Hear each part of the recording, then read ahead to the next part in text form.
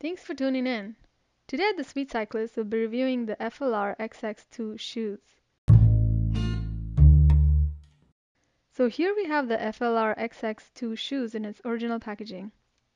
We want to thank FLR for providing these to be reviewed. Packaging-wise, it's a pretty standard shoe box with a metallic logo. This is the white version in a men's Euro size 40 or a US size 7.5. It also comes in a black version. FLR has limited women's options, but if you're a woman, you can get a smaller size men's shoe. As a cyclist with wider feet, it's difficult to find cycling shoes that fit well, with options for women even more limited. One hack I discovered was to wear a men's cycling shoe in half a size down. Now let's take a look at the inside. These are FLR's top-of-the-line shoes, retailing at $249. They feature dual ATOP dials, not the BOA style, but very similar in operation. It has a soft, seamless microfiber upper. The sole here is the R500, which is their top-of-the-line carbon sole. You get a ventilation hole on the bottom and a couple more on the top. Now let's check the weight of the F-XX II shoes. So once you go into the premium shoes market, you'll see a lot of brands that will sell you on the lightweight. While it sounds a bit ridiculous, it actually makes a good difference to have a very light shoe.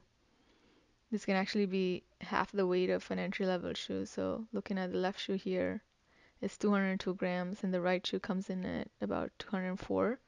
So as you can see, the combined weight of these are barely over 400 grams, which is pretty impressive for $249. Now let's take a closer look at the F-XX II shoes. These were last updated in 2019 to have a lower profile and hence making it more slick. There are a lot of ventilation holes here. These are nylon mesh ventilation holes. There are 4 on the front and 1 on the outer side of each shoe. And with the microfiber upper, which is seamless all the way to the back, it's very flexible on the top. So like a good pair of running shoes, these will kind of mold to your feet.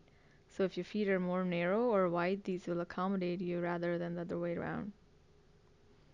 You have the dual ATOP retention system. These to operate these, you turn one way to tighten it, and a full turn on the other side actually loosens it. These are really great compared to the standard Velcro straps or the ratcheting design.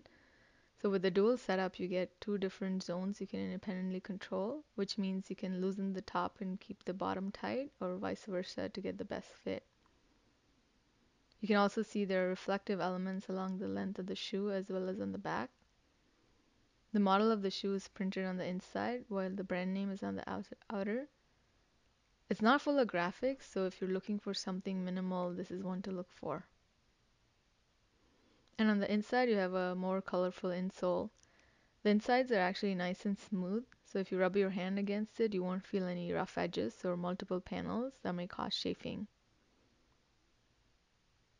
One of the big things here is the R500 sole, which is the top of the line carbon fiber sole with a stiffness index of 14.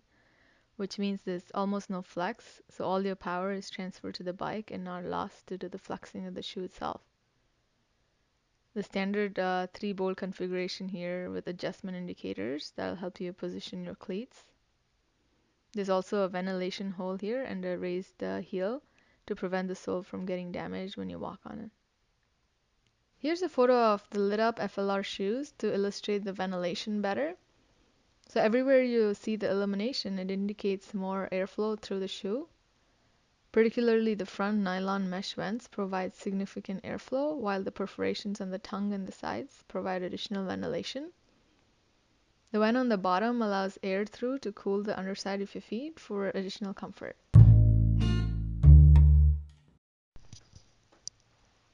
So here's the footage of a local ride wearing the FLR F-XX II shoes.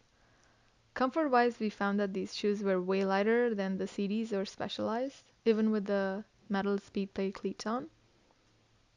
The tongue seems longer than the other shoes, so it presses on my foot during dorsiflexion, making it uncomfortable. The dual dials provide easy adjustability on the road to optimize fit while riding. Power transfer actually felt direct with no flex from the carbon soles, so this resulted in direct feel and allowed us to ride faster. Let's do a quick comparison of the FLR F-XX II with some other shoes. So here's my $270 CD Genius 5 Pro in a women's size 40, and my $200 Specialized Expert road shoe in a men's size 40, along with a $249 FLR F-XX II men's size 40. Looking at the fit and finish, they all have the same premium look, with the CD being the flashiest. The CD has a mishmash of fabric, synthetic leather, and plastic upper panels sewn together. The Specialized has a synthetic fabric upper combo with a few panels as well, although less than the CD, while the FLR has a microfiber upper which is seamless all the way to the back. Now let's look at the closure.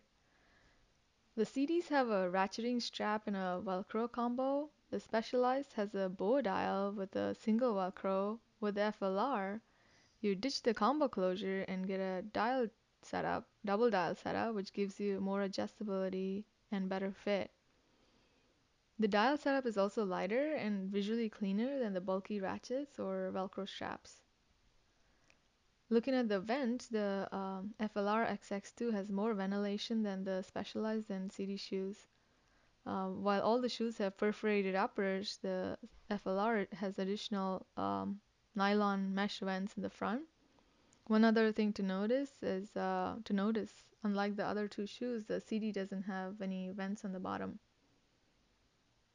Coming to the soles, all three have carbon or carbon composite soles. We couldn't find the stiffness index of the CD Millennium 3 soles. However, the Specialized Expert has a stiffness index of 8.5, and the FLR F-XX II has a stiffness index of 14. Also note that the stiffness index is not a standardized measure, so you can't compare these across companies. However, while riding, we found that the FLR had better power transfer than the other shoes, especially during climbs that requires more effort. Now let's give the FLR F-XX II a final score based on the design, closures, comfort, and value. In terms of design, we'll give these shoes an A-. These have a sleek and subtle look with premium details, but lack the color options typically found with high-end shoes. Closure scores an A. We really like the dual dial design, as it allows you to fine-tune the fit without bulky ratchets or Velcro straps. Comfort is an A-. The seamless upper is very flexible and comfortable. However, we found the tongue to be a little long, causing pressure on the ankles. Overall value scores an A. With a retail price of $249, the FLR F-XX II shoes are competitively priced for the features, and they are super lightweight. Also, the carbon soles provide excellent power transfer and stiffness. Thanks for watching. If you like the content, don't forget to like and subscribe. Visit our website at thesweetcyclist.com for more content, and follow us on Instagram at thesweetcyclist. This is The Sweet Cyclist reminding you to enjoy the ride.